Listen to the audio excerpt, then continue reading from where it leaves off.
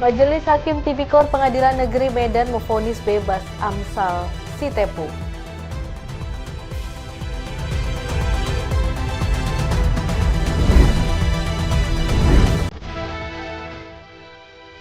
Polres Metro Depok berhasil menggagalkan peredaran narkoba jenis sabu seberat 4 kg.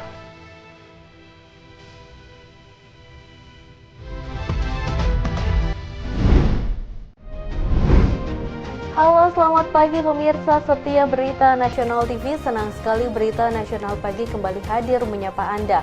Selain 3 berita utama tadi, akan ada informasi lainnya dari dunia politik, ekonomi, dan isu sosial yang sedang hangat diperbincangkan. Bersama saya, Ria Saudis.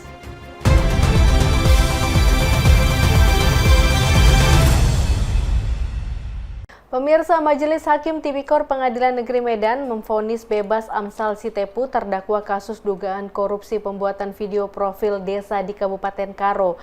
Vonis bebas dibacakan Ketua Majelis Hakim.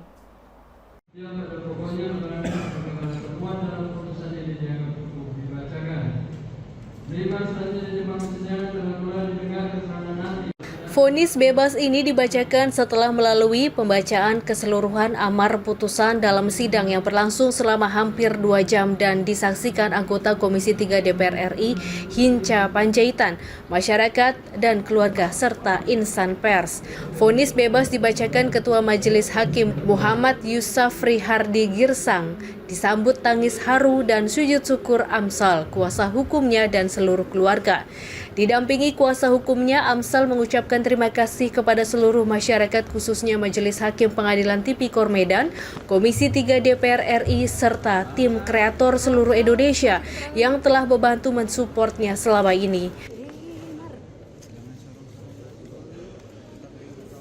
Air mata ini adalah air mata kebebasan, teman-teman. Tapi ini bukan air mata kebebasan untuk saya saja, tapi ini kebebasan untuk semua insan kreatif yang ada di Indonesia untuk tetap bisa bebas berkarya di negara kita ini. Dan saya mau berterima kasih kepada Majelis Hakim khususnya yang sudah memutus perkara ini dengan seadil-adilnya. Dan saya juga mau berterima kasih kepada Bapak Presiden Prabowo Subianto yang sudah memberikan perhatian khusus kepada kami seluruh pekerja ekonomi kreatif yang ada di Indonesia. Saya percaya momentum ini adalah momentum untuk kebangkitan ekonomi kreatif yang ada di Indonesia. Saya juga berterima kasih kepada Komisi 3 DPR RI, terkhusus untuk Ketua Komisi 3 DPR RI, Bapak Habibur Rahman, untuk pimpinan, untuk anggota Komisi 3, terkhusus untuk Bapak Hinca Panjaitan yang telah mendampingi saya, yang telah menjamini saya, yang telah membantu saya mendapatkan keadilan ini. Terima kasih Bapak-Bapak. Dan saya juga berterima kasih untuk kepada Menteri Ekonomi Kreatif, begitu juga untuk Ketua Gerakan Ekonomi Kreatif Nasional Bapak Kawendra. Terima kasih. Dan untuk Majelis Pimpinan Tinggi Gerakan Ekonomi Kreatif Nasional Bapak Prof. Supidasko, terima kasih. Dalam sidang sebelumnya, Jaksa Penuntut Umum menuntut Amsal Sitepu dengan hukuman penjara 2 tahun dalam kasus dugaan korupsi proyek komunikasi dan informatika serta pembuatan video profil desa di Kabupaten Karo. Dari Medan, Sumatera Utara, Tim Liputan Berita Nasional TV. Amsal, Bang. Sementara itu, Ketua Komisi 3 DPR RI Habibur Rahman mengapresiasi putusan bebas yang dijatuhkan Majelis Hakim terhadap videografer Amsal Sitepu. Putusan ini dinilai sebagai bentuk keadilan bagi pekerja kreatif. Dalam keterangannya ke awak media Rabu siang, Habibur Rahman menilai bahwa Amsal Sitepu hanyalah seorang videografer yang menjalankan pekerjaannya, namun justru harus berhadapan dengan jerat hukum yang dinilai tidak dapat diterima oleh masyarakat. Menurutnya, putusan bebas ini mencerminkan keberanian hakim dalam menggali nilai keadilan yang hidup di tengah masyarakat, sebagaimana diamanatkan dalam Undang-Undang Kekuasaan Kehakiman.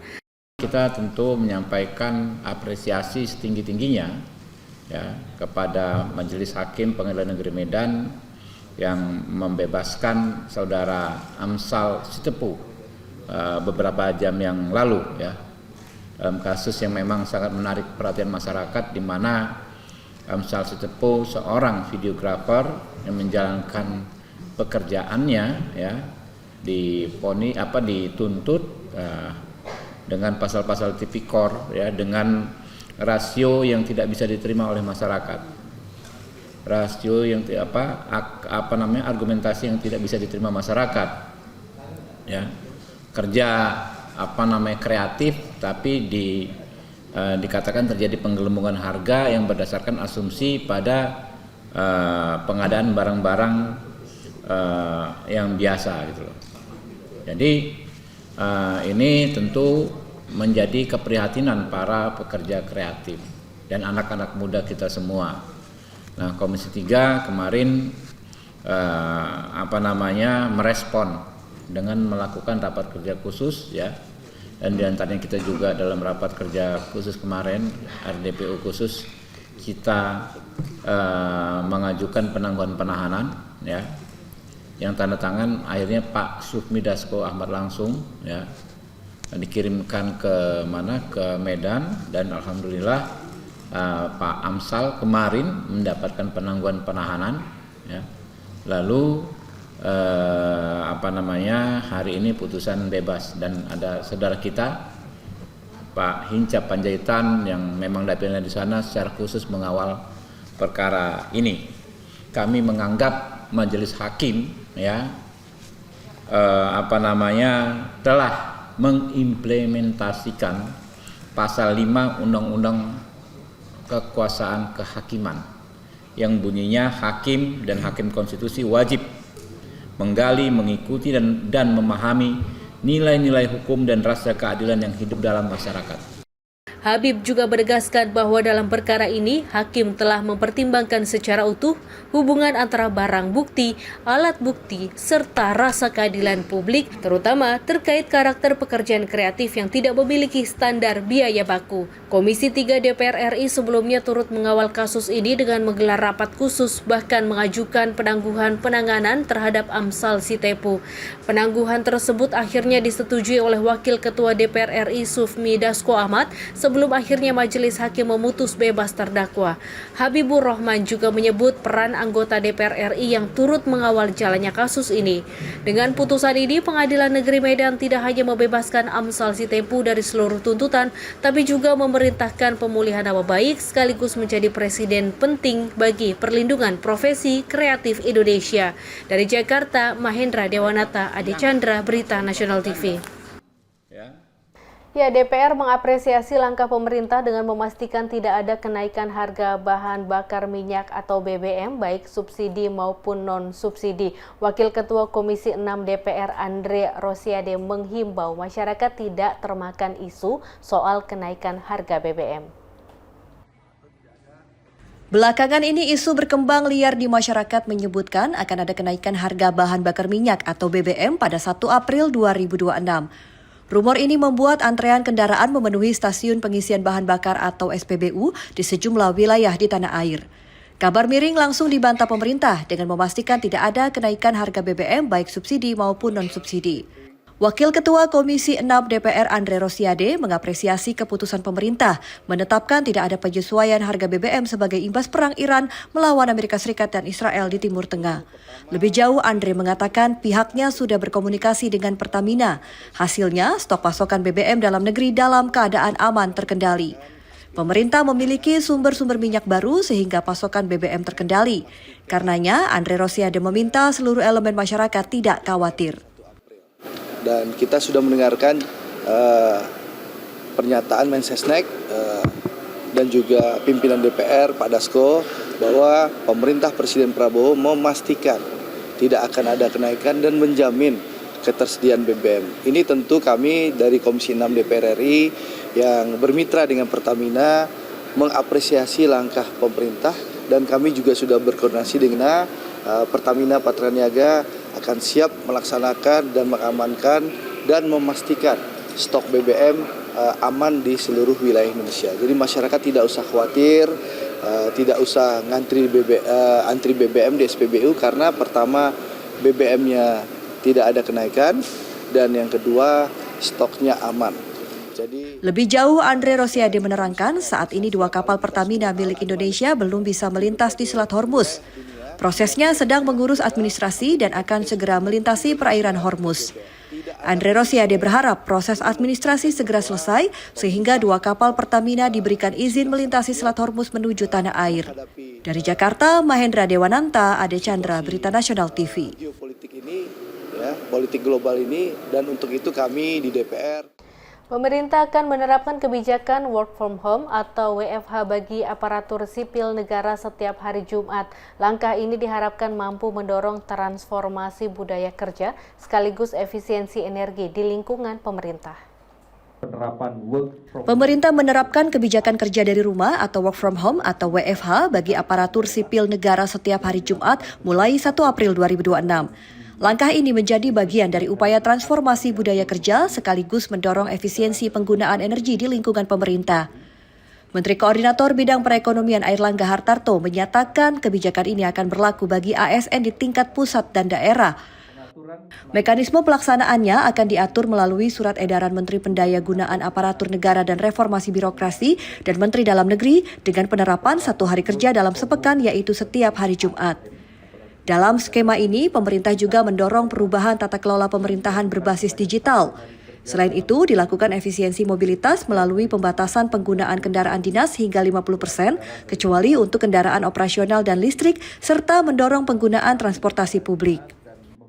Penerapan work from home bagi ASN, aparatur sipil negara di instansi pusat dan daerah yang dilakukan sebanyak 1 hari kerja dalam seminggu, yaitu setiap hari Jumat yang diatur melalui surat edaran dari Menpan RB dan SE Mendagri. Jadi mengurangi kendaraan dinas dan menggunakan semaksimal mungkin transportasi publik. Pengaturan melalui surat edaran Menteri Tenaga Kerja juga mencakup gerakan efisiensi penggunaan energi di tempat kerja. Pemerintah juga mengimbau sektor swasta untuk menerapkan kebijakan serupa dengan menyesuaikan karakteristik usaha masing-masing. Meski demikian, sejumlah sektor layanan publik dan strategis seperti kesehatan, keamanan, industri, transportasi, dan logistik tetap dikecualikan dan diharapkan beraktivitas secara langsung di lapangan. Tim Liputan, Berita Nasional TV. Polres Metro Depok berhasil menggagalkan peredaran narkoba jenis sabu seberat 4 kg. Setelah jeda berikut ini, tetaplah bersama kami di Berita Nasional Pagi.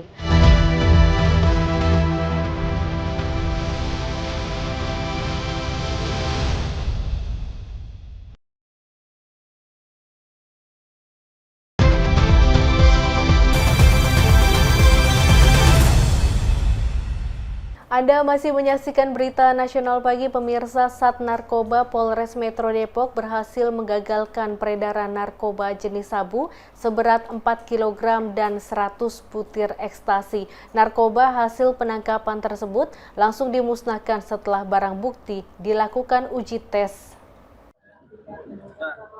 Pak, boleh jongkok, Pak? Ya. Pelan-pelan, Pak. Pelan-pelan. Pemusnahan seluruh barang bukti tindak pidana narkotika tersebut dilakukan dengan cara dibakar menggunakan alat insinerator milik Badan Narkotika Nasional.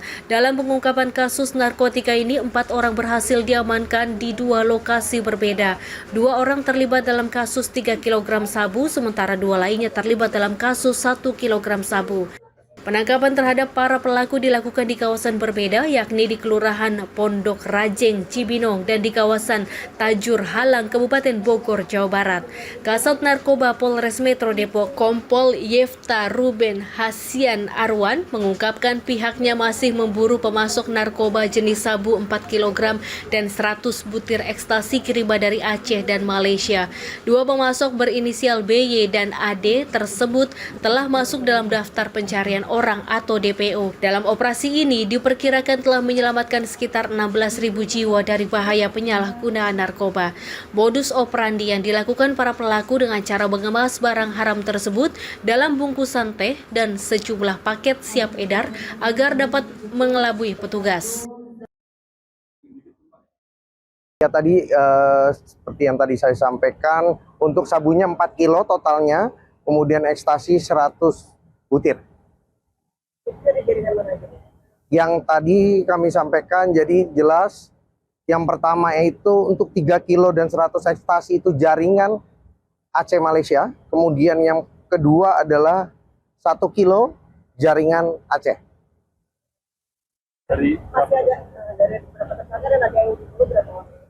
Dari yang kita amankan ada 4 orang tersangka, masing-masing di dalam satu kejadian. Di 3 kilo 100 ekstasi 2 tersangka, kemudian di 1 kilo juga 2 tersangka. Perannya masing-masing ada yang sebagai kurir saja di yang 3 kilo, kemudian ada juga yang sebagai pengendali kurir. Kemudian di dalam yang 1 kilo perannya sebagai kurir keduanya, dan kemudian masing-masing punya jaringan yang berbeda. Yang di 3 kilo 100 ekstasi itu DPO-nya atas nama BY, yang keberadaannya menurut analisa penyelidikan dan kemudian analisa komunikasi kita pastikan ada di Malaysia. Kemudian yang kedua di 1 kilo itu saudara AD, DPO AD itu berada di Aceh kemungkinan. Nilainya berapa? Nilainya ke total tadi sekitar 4 miliar lebih, hampir ke 5 miliar, karena 1 kilonya itu bisa kurang lebih dihargai 1,2 miliar. Tangkapnya yang pertama tadi itu di Kelurahan Pondok Rajek di Cibinong, kemudian yang kedua itu TKP 1 kilogram itu di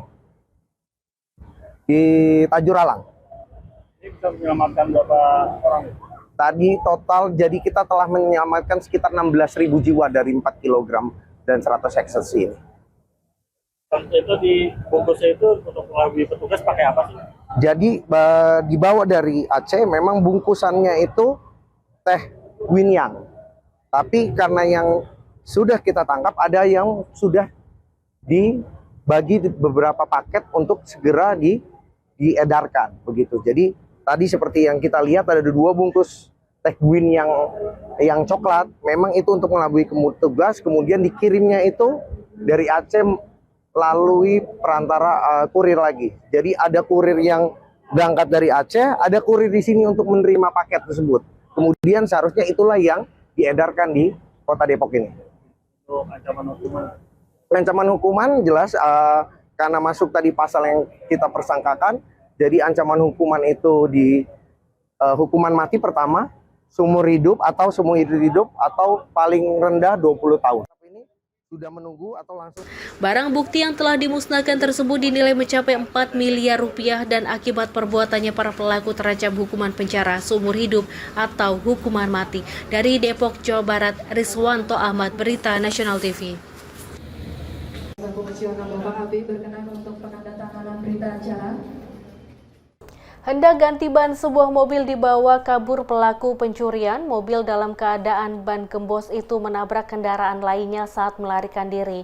Pelaku pun berhasil ditangkap dan jadi bulan-bulanan warga. Maling.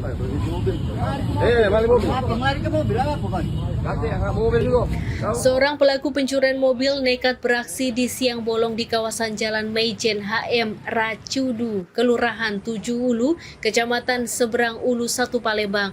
Pelaku menjadi bulan-bulanan warga setempat setelah berhasil diamankan warga yang melihat pelaku hendak kabur membawa mobil curiannya yang saat itu sedang menambal ban. Korban Arpa, pemilik mobil, menjelaskan saat itu dirinya sedang menambal ban mobil di pinggir jalan.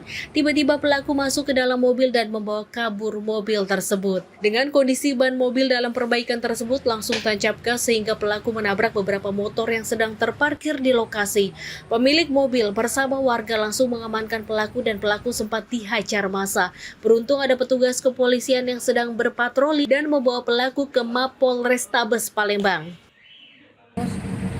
Tiba-tiba kurir masuk mobil, ya. Terus langsung saya kejar. Jadi hilang kecelakaan. Itu katanya sempat ngumpul. Iya, nabrak motor. Banyak motor yang ditabrak tadi, Pak. Motor mobil hampir ketumbur mobil. Jadi waktu ngapel kan posisi mobil nggak terkunci ya Pak? Jadi pelaku itu masuk? Tidak, ya, tapi mesin mati. Oh, mati. Iya. Tapi dihidupin sama pelaku? Iya, di depan. Kita waktu ngejar posisinya gimana Pak? Lagi di jalan. Jadi Kejar lagi berlari. Langsung saya terbang. Jadi Bapak ikut ke bawah mobil gitu? Iya, keseret. Seret. Iya. Tapi akhirnya ketangkap ya Pak? Iya. Guna mempertanggungjawabkan perbuatannya, kini pelaku diamankan di Mapolrestabes Palembang untuk proses hukum lebih lanjut.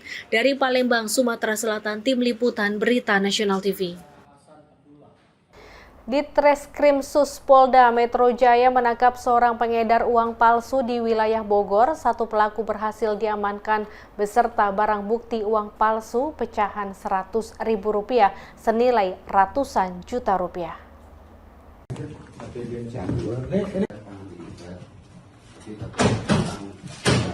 Subdit 2 Ekonomi dan Perbankan Ditreskrimsus Polda Metro Jaya mengungkap kasus dugaan pembuatan dan peredaran uang palsu pecahan Rp100.000 di wilayah Bogor, Jawa Barat. Dalam pengungkapan itu, petugas mengamankan satu orang pelaku berinisial MP di sebuah kamar hotel di kawasan Kemang, Kabupaten Bogor pada Senin kemarin. Dari hasil tindakan kepolisian, petugas menemukan uang pecahan Rp100.000 yang diduga palsu dengan nilai mencapai sekitar Rp620 juta. Selain mengamankan terduga pelaku, polisi juga menyita sejumlah barang bukti yang diduga digunakan untuk memproduksi uang palsu, diantaranya printer, tinta, alat potong kertas, kertas A4, serta pelengkapan lain yang berkaitan dengan proses pembuatan. Pengungkapan kasus ini masih terus dikembangkan untuk menelusuri kemungkinan adanya pihak lain yang terlibat. Polisi fokus mendalami peran pelaku serta jalur peredaran uang palsu itu. Mengamankan diduga peredaran uang palsu sebanyak 60 lak yang berjumlah kurang lebih 600 juta rupiah dan juga 60 lak namun baru tercetak dari satu sisi bagian saja. Pelaku yang diamankan baru satu, yaitu berinisial MP. Kami mengamankan di salah satu hotel di wilayah hukum Polres Metro Depok. Saat ini kami sedang melakukan pendalaman untuk mengetahui jaringan serta akan kemana arah dari peredaran diduga uang palsu ini yang kami amankan. Terima kasih. Dari Jakarta, Teofandi, Berita Nasional TV. Jelang perayaan Paskah di Gunung Kidul, aparat kepolisian melakukan penyisiran di sejumlah gereja besar di Gunung Kidul untuk memastikan keamanan jemaat. Puluhan personil disiagakan dan disterilisasi dilakukan menyeluruh. H-5 jelang perayaan Paskah Rabu siang, sejumlah gereja besar di Kabupaten Gunung Kidul mulai diperketat pengamanannya. Tim Gegana Polda DIY bersama jajaran Polres Gunung Kidul melakukan penyisiran menyeluruh di lokasi gereja yang akan digunakan untuk ibadah. Penyisiran dipimpin langsung oleh Kapolres Gunung Kidul AKBP Damus Asa. Puluhan personil diterjunkan untuk memeriksa setiap sudut ruangan, baik di dalam maupun di area sekitar gereja. Dengan menggunakan metal detektor dan peralatan khusus lainnya, petugas menyisir satu persatu titik yang akan dilalui jemaat. Seluruh area dipastikan steril dari benda berbahaya. Salah satu gereja yang menjadi fokus pengamanan adalah Gereja Santo Petrus Canisius Baleharjo Wonosari. Gereja ini merupakan salah satu yang terbesar di Gunung Kidul. Ketua Bidang Rumah Tangga Paroki Benediktus Wibawa menyebut pengamanan seperti ini sudah menjadi rutinitas terlebih menjelang hari besar keagamaan. Menjelang hari raya memang seingat saya hampir setiap mau hari raya memang dilaksanakan ya, baik Natal maupun Paskah itu biasanya kurang lebih satu minggu sebelum hari raya. Dan ini kalau kita lihat berapa ini H-5 ya sekarang, untuk puncaknya kan nanti di hari Minggu Paskah. Tapi misa besarnya nanti biasanya di hari Sabtu, istilahnya misa vigili pertama. Pada perayaan Paskah tahun ini diperkirakan sebanyak 2.200 umat akan mengikuti rangkaian misa. Total akan digelar 7 kali misa hingga puncak perayaan pada Minggu 5 April mendatang. Pihak gereja juga menambahkan pengamanan internal yang dilakukan secara berkala siang dan malam untuk memastikan seluruh rangkaian ibadah berjalan lancar. Sementara itu, Kapolres Gunung Kidul AKBP Damus Asa menegaskan penyisiran ini dilakukan untuk memberikan rasa aman dan nyaman bagi umat Nasrani. Tak hanya penyisiran, polisi juga akan menempatkan personil di sejumlah titik gereja, baik gereja besar maupun gereja kecil yang tersebar di wilayah Gunung Kidul. Sebanyak 5 gereja menjadi prioritas pengamanan, namun pengawasan tetap dilakukan menyeluruh di seluruh wilayah. Dengan kondisi wilayah Gunung Kidul yang relatif aman dan kondusif, kepolisian berharap perayaan Paskah tahun ini dapat berlangsung hikmat, aman, dan lancar tanpa gangguan. Hari ini kita dari Polres melaksanakan kegiatan sterilisasi dalam rangka persiapan ibadah dari umat Kristiani yang melaksanakan ibadah perayaan Paskah beberapa hari ke depan. Jadi hari ini di bawah pimpinan Pak Kabop nanti dan Pak Kapolsek bersama rekan-rekan kita dari anggota BRIMOB dan didampingi dari rekan-rekan kita dari Koramil juga melaksanakan sterilisasi tempat-tempat ibadah yang kita prioritaskan Jumat-Jumat yang besar. Di Gunung Kidul ada 5 gereja yang jadi prioritas pengamanan kita, 5 gereja yang jemaatnya di mana dikategorikan besar dan jumlahnya pada saat pelaksanaan ibadah sampai ke luar dari gereja. Dari Yogyakarta, Tim Liputan Berita Nasional TV. Aksi penjamret kembali terjadi di wilayah Jelambar Utara, Grogol, Petamburan, Jakarta Barat. Setelah jeda berikut ini, tetaplah bersama kami.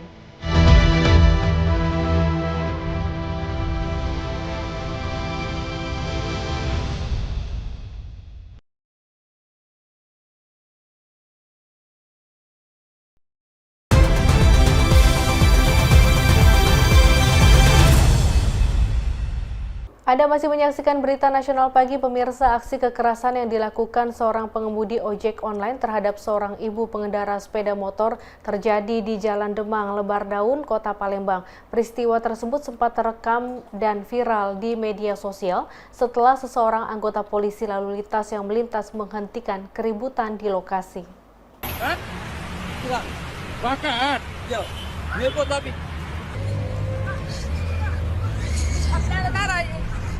Bapak ini bukan kayaan, Pak. Aku nak belok, aku nak lampu sen dia. Aku marahin dia, udah gocok aku, Pak. Dalam rekaman video yang beredar, terlihat seorang polisi berhenti di kawasan samping Global English Palembang setelah melihat seorang perempuan mengalami luka di bagian kening akibat diduga dipukul oleh pengemudi ojek online. Korban berinisial F, warga Jenderal Sudirman, Kelurahan 20 Ilir, mengaku dipukul oleh pelaku berinisial HU, warga Kelurahan Sukajadi, Kecamatan Talang Kelapa, Kabupaten Banyuasin. Kejadian itu bermula saat korban sedang mengendarai sepeda motor dan hendak berbelok ke arah Jalan Aryo Dila. Kemudian korban belok ke kiri masuk ke Jalan Aryo Dila namun tidak menyalakan lampu sen. Tiba-tiba terlapor yang berada di belakang mengendarai sepeda motor membunyikan klakson dengan keras. Keributan kemudian terjadi hingga pelaku memukul wajah korban menggunakan tangan kosong. Akibatnya korban mengalami luka robek di bagian alis kiri dan mengeluarkan darah. Terjadi penganiayaan terhadap seorang ibu-ibu yang mengendarai kendaraan oleh seorang laki-laki yang juga sama-sama mengendarai kendaraan. Penyebab penganiayaan itu apa, Bang? Benar nggak? Karena sen kiri belok kanan itu, Bang? Dari hasil keterangan di lokasi dan pada saat polisi datang ke TKP, benar karena ibu ini seketika belok dan sehingga pengemudi di belakangnya terkejut. Kemudian dengan tidak sabar si tersangka ini ataupun pelaku ini langsung menghentikan kendaraannya di depan ibu-ibu, terus kemudian marah-marah, terjadilah cekcok mulut di situ. Kemudian sampai dengan terjadinya penganiayaan pada ibu-ibu tersebut sehingga mengakibatkan terjadinya luka di kepala. Pelaku selanjutnya dibawa ke Polsek Ilir Timur 1 setelah korban membuat laporan polisi. Polisi juga mengamankan barang bukti berupa jaket korban yang terdapat bercak darah. Dari Palembang, Sumatera Selatan, Yudo Handoko, Berita Nasional TV. Aksi penjamretan kembali terjadi di wilayah Jelambar Utara, Grogol, Petamburan, Jakarta Barat. Perhiasan kalung milik korban yang merupakan ibu-ibu raib digasak para pelaku.